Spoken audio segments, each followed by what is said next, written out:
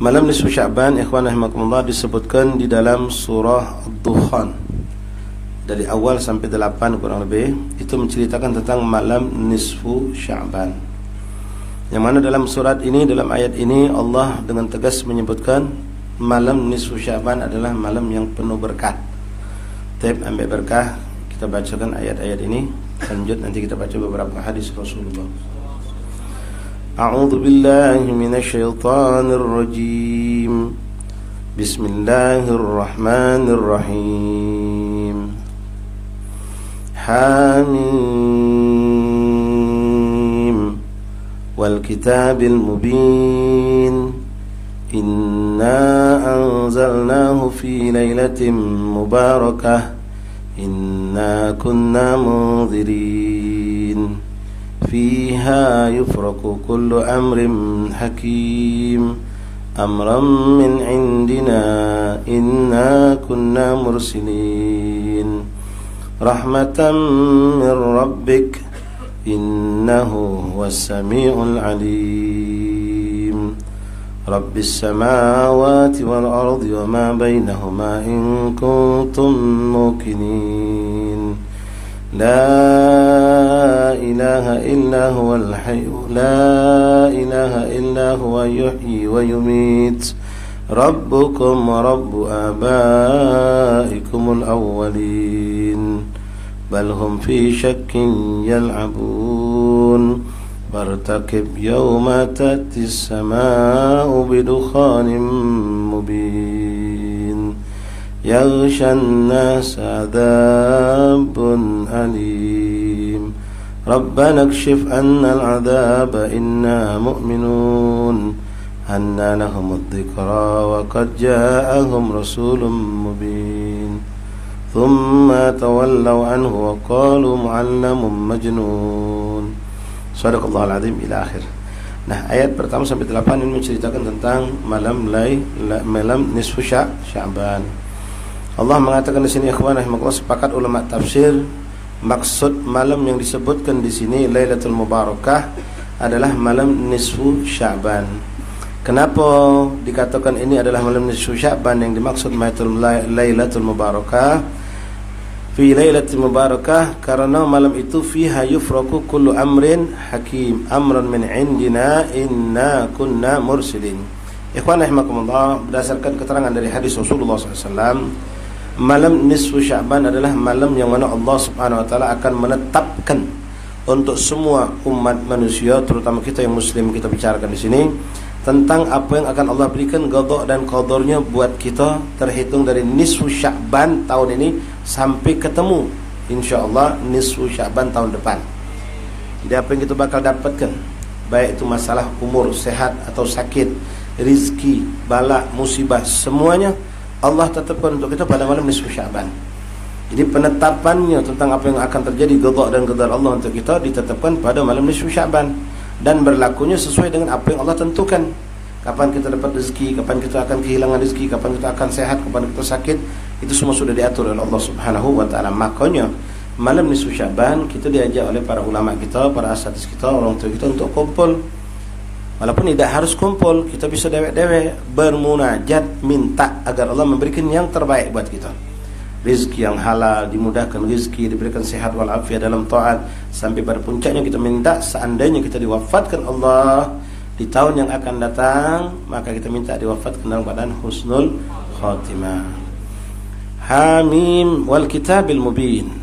Inna anzalnahu fi lailatin mubarakah. Sungguh kami telah menurunkan pada malam yang penuh berkah. Inna kunna munzirin fiha yufraku kullu amrin hakim. Yang mana fiha itu pada malam tersebut kami telah beda-bedakan, telah kami pisah-pisahkan, telah kami tentu-tentukan tentang perkara-perkara yang sudah ditetapkan oleh Allah tentang qada dan qadarnya. Maka di situ malam nisfu Sya'ban kita meminta kepada Allah, bermunajat kepada Allah untuk agar Allah memberikan yang terbaik buat kita untuk perjalanan dari nisfu Sya'ban tahun ini sampai ketemu nisfu Sya'ban tahun yang akan datang insyaallah. Tapi ikhwan rahimakumullah, nisfu Sya'ban, banyak hadis Rasulullah SAW menjelaskan tentang keberkahan kemuliaan malam nisfu Sya'ban. Di antara yang sering kami sampaikan beberapa minha, bismillahirrahmanirrahim. Qala Rasulullah SAW, Khamsa layalin la turaddu fihinna du'a. Ada 5 malam yang tidak tertolak doa kita. Artinya mustajab. Mustajab. 5 malam. Yang disebut sini malam. Artinya dari maghrib itu malam ya kan. Bukan sampai isya. Malam itu dari maghrib sampai ketemu terbit matahari itu malam. Jadi jangan kita selama ini salah barangkali. Ya, kita cuma ngambil maghrib sampai isya.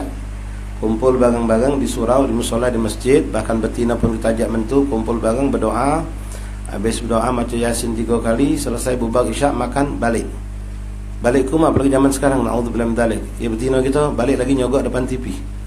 Yang kita dengan kesibukan kita, yang main gaplek lagi, yang main nonton bola lagi, yang urusan dagang sibuk dengan urusan dagangnya lagi, sibuk lagi dengan segala urusan kita. Padahal Allah Subhanahu wa taala menjadikan malam itu penuh, sepenuh malam. Malam itu berkah. Lailatul mubarakah. Allah tak bilang bainal isya'in mubarakah, tapi malam yang penuh berkah sepanjang malam. Jadi dipertegas ini hadis yang kita baca. Malam khamsul layalin la turaddu fihinna du'a. Ada 5 malam yang tidak tertolak doa kata Rasulullah. Disebutkan di situ Lailatul Aidain. Insyaallah kita ditemukan Allah. Malam 2 hari lebaran. Malam 2 hari lebaran. Aidain. Kemudian Lailatul Nisf min Sya'ban. Malam nisfu Sya'ban. Lalu Lailatul Awal min Syahr Rajab wa Lailatul Jumat. Malam pertama bulan Rajab yang sudah kita lewati dan malam Jumat. Nah, yang 4 terulang setahun sekali. Malam Jumat terputar 1 minggu sekali. Alhamdulillah. Nah, malam ini Sya'ban di depan kita insyaallah. Dalam hadis lain Rasulullah SAW menyampaikan, "Man ahya layalil khamas wajabat lahul jannah." Siapa yang menghidupkan 5 malam dalam setahun, maka dipastikan dia mendapatkan surganya Allah. Disebutkan dalam malam tersebut diantaranya pun adalah malam nisfu Sya'ban. Dalam hadis lain Rasul mengatakan, "Man ahya layalil khamas ahya Allah qalbu yawm yamutul qalb." Atau kama qala sallallahu alaihi wasallam. Siapa yang menghidupkan 5 malam dalam setahun, termasuklah tadi Aidain juga, Idul Adha, Idul Fitri, Lailatul Arafah, wa Lailatul Tarwiyah, wa Lailatul Nisf min Sya'ban. Lailatul Aidain, malam lebaran, Idul Adha, Idul Fitri, wa Lailatul Nisf min Sya'ban, malam nisfu Sya'ban, wa Lailatul Tarwiyah, malam 8 Zulhijjah, wa Lailatul Arafah, malam 9 Zulhijjah. Ini riwayat. Jadi semua riwayat-riwayat menjelaskan tentang fadilah malam-malam mulia Sya'ban ini selalu dimasukkan oleh Rasulullah. Malam nisfu Sya'ban selalu masuk bergandeng dengan malam Lailatul Aidain. Tidak pernah dimasukkan selalu oleh Rasulullah. Jadi hadis-hadis yang sahih ataupun yang hasan semua menjelaskan itu. Lailatul Nisf min Sya'ban. Sekarang kita dengar beberapa hadis yang di sini disebutkan oleh beliau tentang fadail dan apa yang kita disunahkan di malam nisfu Sya'ban dan di hari nisfu Sya'ban. Bismillahirrahmanirrahim. Hadis yang pertama datang dari Imam Ali bin Abi Thalib karramallahu wajhahu radhiyallahu an wa an ashabi Rasulillah ajma'in. Dikeluarkan hadis ini oleh Imam Ibn Majah radhiyallahu an dengan sanad yang sahih yang baik. An Ali bin Abi Thalib radhiyallahu anhu anin Nabi sallallahu alaihi wa alihi wasallam. Datang dari Imam Ali, beliau dapatkan datang hadis ini, kabar ini dari baginda Rasulullah. Rasulullah berkata, "Idza kanat lailatul nisf Sya'ban faqumu lailiha wa sumu nahariha." Fa inna Allah tabaraka wa ta'ala yanzilu li ghurubi syams ila as-sama'i ad-dunya fayaqulu ala min mustaghfir fa'aghfir lah, ala min mustarzik fa'arzaqahu, ala min mubtala fa'afih, ala kadha hatta yatla'al fajr. Dalam hadis ini ikhwan menjelaskan kepada kita, pertama Rasulullah SAW menyampaikan, idza kana lailatul nisf min Sya'ban, kalau datang malam nisfu Sya'ban, apa yang tergawi ke fagumu lailaha, bangun kamu malam itu kata Rasulullah, jangan banyak tidur.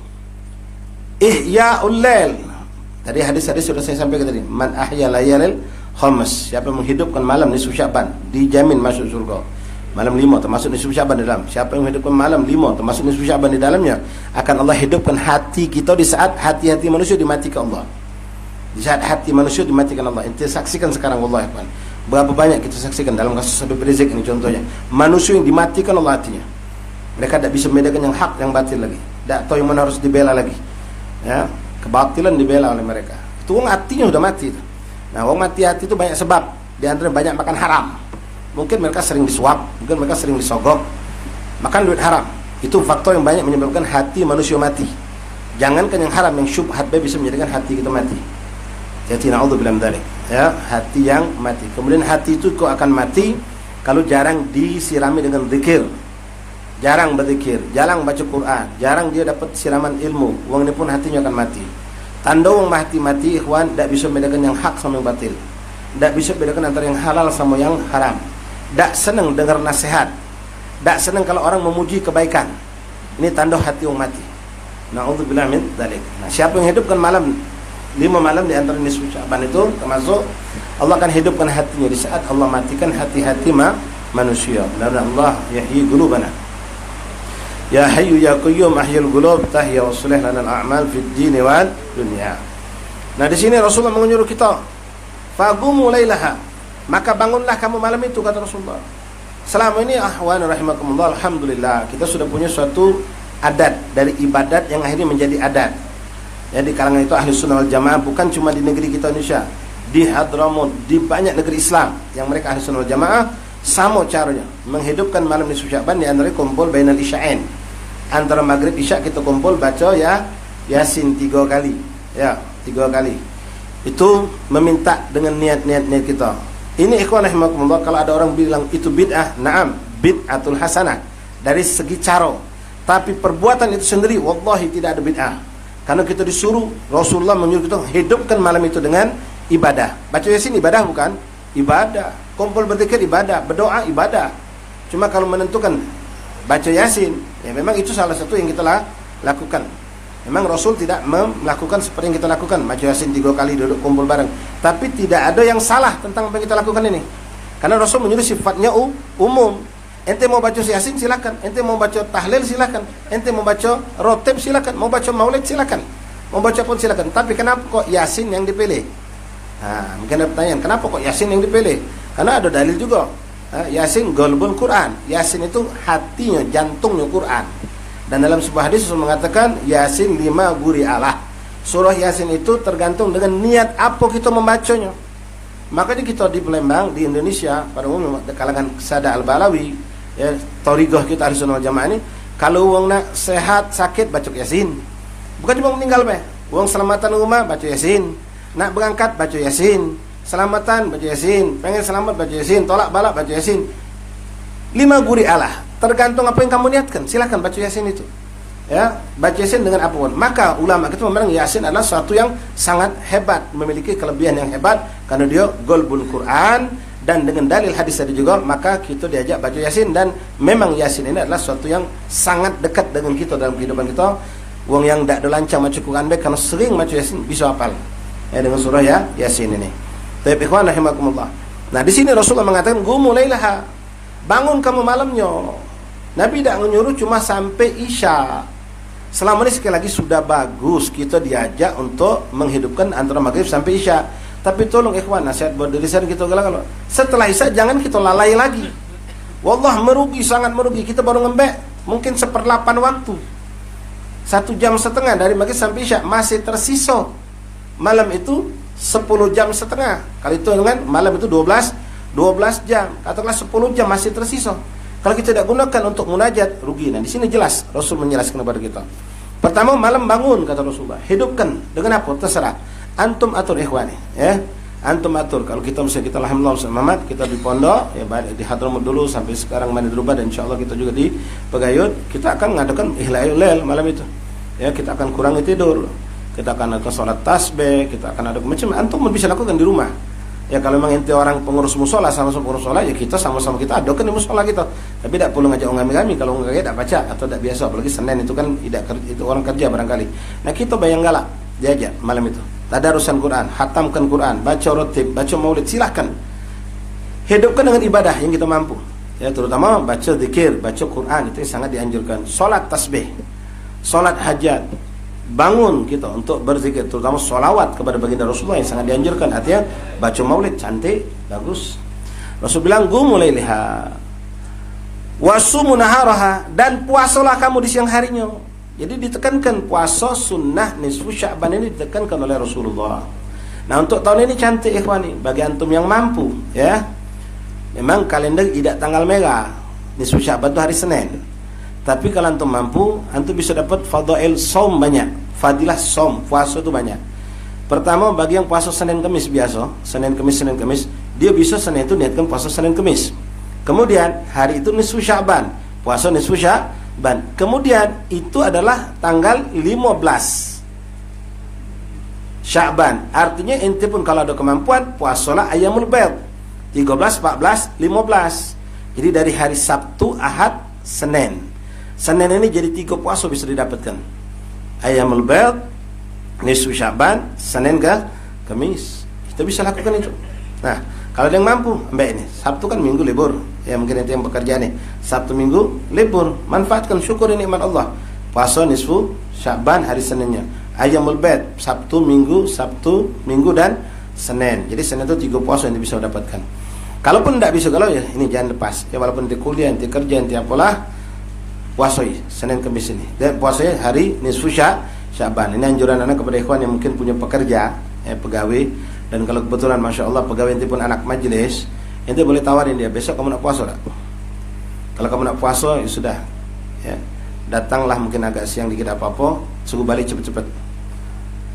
Ngeringankan beban orang puasa itu besar pahala. Ya, besar pahala. Kita pun tahu kalau budak ini puasa, ya, berarti jangan dibebani dengan gawe pekerjaan yang berat. Tapi ikhwan, jadi disunnahkan puasa, wasumu naharaha. Fa inna Allah tabaraka wa ta'ala yanzilu li ghurubis syams ila sama'id dunya. Di sini ini termasuk hadis masalah mutasyabbih. Ya, kita harus selamatkan hati kita, pikiran kita dari salah menyikapi. Kita tidak seperti orang salah fikiran, ya. Orang salah fikiran atau Wahabi itu dia memaknai ini hadis langsung dengan kontansi begitu apa yang tertulis saja. Di sini tertulis fa inna Allah tabaraka wa ta'ala, sesungguhnya Allah Subhanahu wa taala yanzilu li ghurubis syams, pada saat terbenam matahari malam nisfu Sya'ban turun ke langit. Nah ini naudzubillah min dzalik. Ini tidak boleh dimaknakan seperti itu. Ya, kalau Allah dikatakan turun berarti Allah itu tempatnya di pucuk langit, ada tempat. Sedangkan kita ahli sunnah wal jamaah meyakinkan Allah tidak bertempat. Jadi mana? Disinilah ulama kita mentakwil makna yanzilu minas sama, bukan berarti naudzubillah zatnya Allah turun, berarti Allah ada tempat di arsy atau di mana, seperti mana keyakinan mereka orang Salafi Wahabi itu yang naudzubillah batil, sesat. Bahkan itu naudzubillah min dzalik, indana menurut pendapat ulama ahli sunnah wal jamaah, kalau orang meyakinkan Allah ada punya tempat, bisa keluar dari syariat. Naudzubillah. Jadi hal ini tidak boleh kita yakini Allah turun, makna turun, ya. Tidak boleh itu, tapi kita maknakan di sini fa inna Allah tabaraka wa ta'ala yanzilu li ghurubis syams ila sama'id dunya, itu turun di ta'wil ulama, yaitu menurunkan rahmatnya, menurunkan maghfirahnya, menurunkan keridhaan Allah, bukan turunnya zatnya Allah. Syawqala naudzubillah min dzalik. Jelas insyaallah, ya, jangan sampai kita salah fikiran, ya, seperti orang salafi, ujungnya salah pikiran, pikirnya salah kacau, naudzubillah min dzalik. Tapi ikhwan rahimakumullah. Nah, di sini dikatakan fa inna Allah ta'ala yanzilu li ghurubis syams ila sama'id dunya wa yaqulu, dan Allah meneriakkan kepada kita, menawarkan ikhwani. Ingat, dari semenjak terbenam matahari. Berarti benar kita ngawi ke ba'dal maghrib.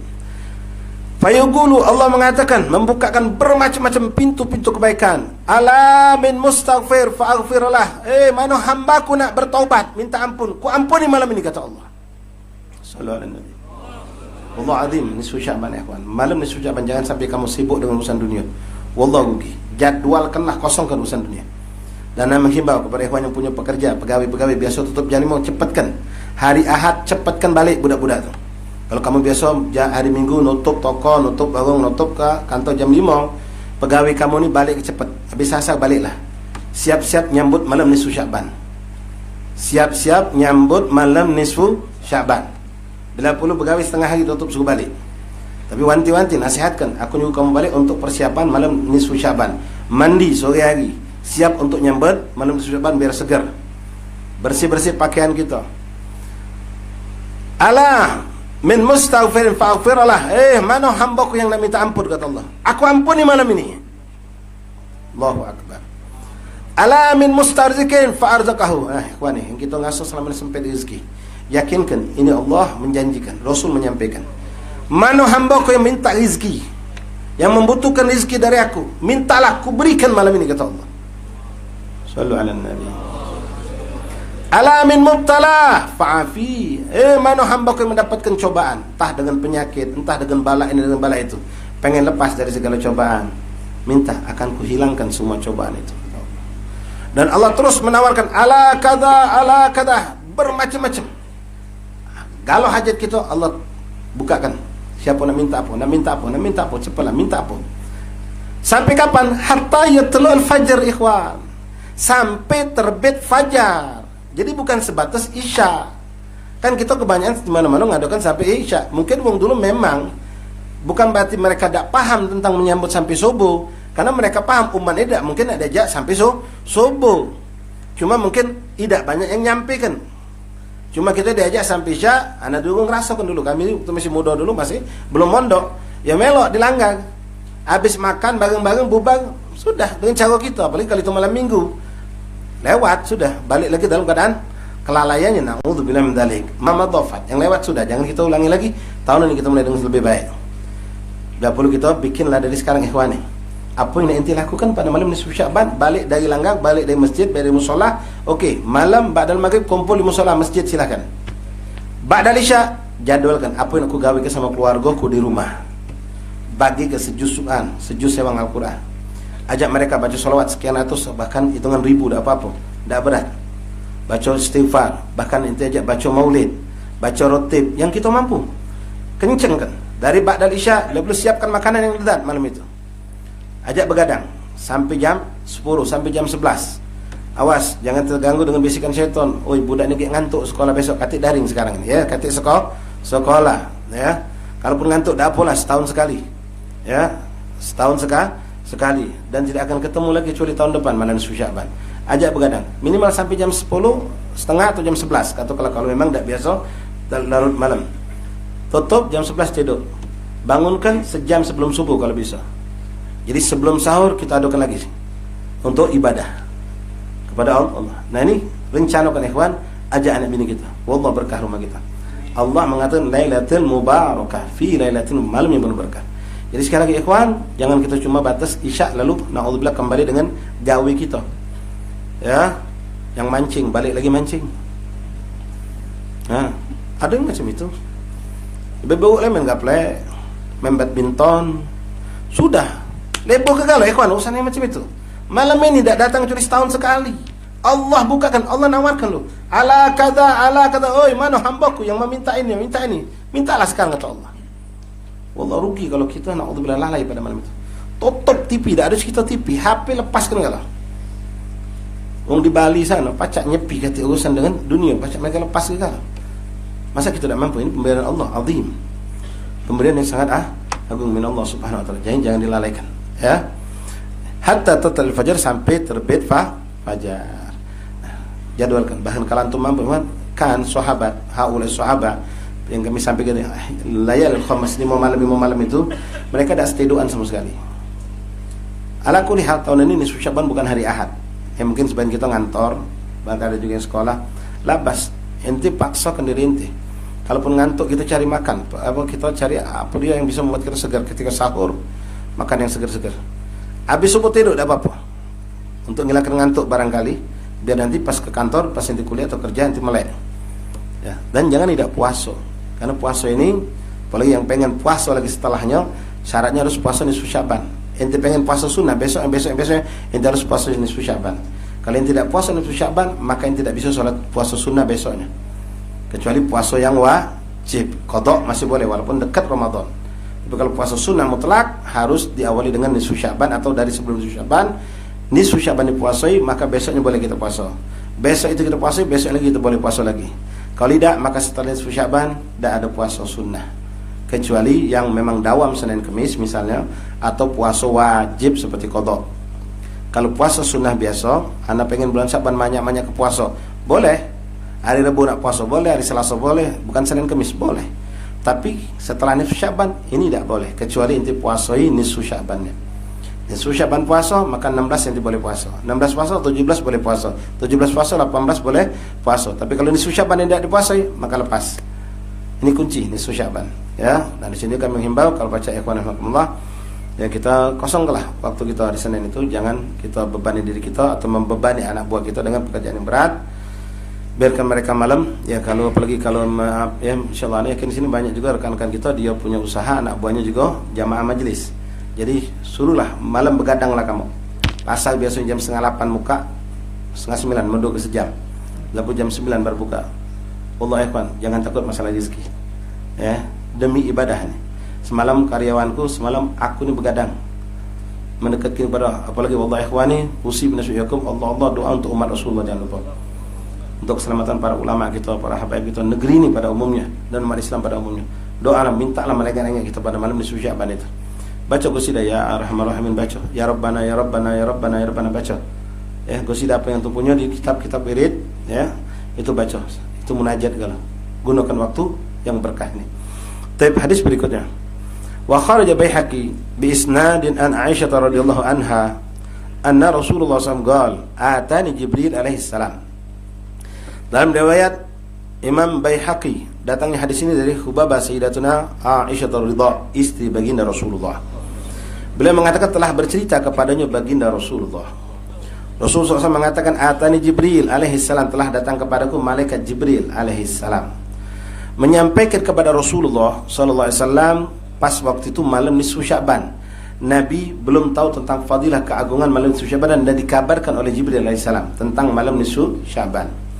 Atani Jibril alaihi salam, telah datang kepadaku malaikat Jibril alaihi salam, dan faqalah, lalu Jibril berkata, hadhil laila nisf min Sya'ban, wahai Muhammad, ini malam nisfu Sya'ban, walahu fiha utaqa'u minan nar bi'adad syu'ur ghanam kalab ay bani kalab. Pada malam nisfu Sya'ban ikhwani, ya Rabb, mudah-mudahan ana antum disihat ke Allah zahiran wa batinan. Kita tidak buang waktu malam nisfu Sya'ban untuk taubat pada Allah, minta ampun dan minta agar hidup kita selanjutnya diberkahi Allah, anak istri, keluarga kita, guru-guru kita semuanya insyaallah. Pada malam itu Allah memberikan kebebasan dari api neraka. Dipilih oleh Allah, diberikan malam itu, ditetapkan si fulan dibebaskan dari api nerakanya Allah Subhanahu wa taala. Artinya hamba Allah ni kalau memang dipilih Allah dari malam itu, insyaallah ila yaum dia tufi, dia meninggal, dia akan lempeng jadi manusia yang soleh, yang baik insyaallah. Kalaupun dia melakukan kesalahan, dia akan langsung dibimbing Allah untuk taubat kepada Allah sampai nanti kelak wafat husnul khotimah insyaallah. Pada malam tersebut, hadhihi lailatul nisfi Sya'ban walahu fiha walillahi fiha, dan Allah Subhanahu wa taala pada malam nisfu Sya'ban itu utaqa, memberikan kebebasan minan nar, dari api neraka. Berapa banyak umat yang diberikan oleh Allah? Jumlah yang Allah berikan ini ikhwan, wallah sangat banyak. Kalau secara logika kita pasti dapat. Kalau nyengok dari jumlah, tapi belum tentu, wallahu a'lam, naudzubillah min dzalik. Tapi mudah-mudahan kita dapat ya Rabb. Kenapa? Karena malaikat Jibril mengatakan jumlah yang akan diberikan Allah, pengampunan dosa, pengampunan dari pembebasan dari api neraka pada malam nisfu Sya'ban itu bi'adadi syu'ur ghanam kalab, sebanyak jumlah bulu domba milik Bani Kalab. Bani Kalab itu suku anjing. Ada di Mekah itu, di Mekah ada satu suku, satu kampung, besar kampung itu. Digelari kampung itu kampung anjing. Kenapa? Saking banyaknya anjing. Kenapa mereka satu rumah punya 7, punya 5, punya 10 anjing?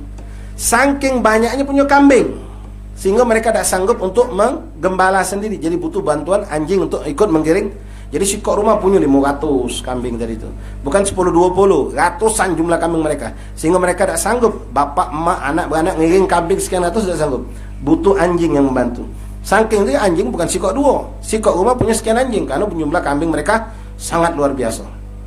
Jelas. Nah sekarang mereka juga mengatakan jumlah yang Allah berikan ampunan, pembebasan neraka pada malam nisfu Sya'ban itu sebanyak jumlah bulu domba milik wong sekampung itu. Nah, berapa lah jumlahnya kawan? Sikok kambing ni kita tak mampu hitung bulu kambing itu berapa.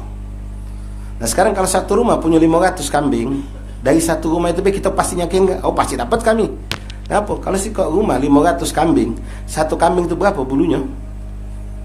Katakanlah berapa? 10.000? Ya. Coba besok ada ngitung bang kali.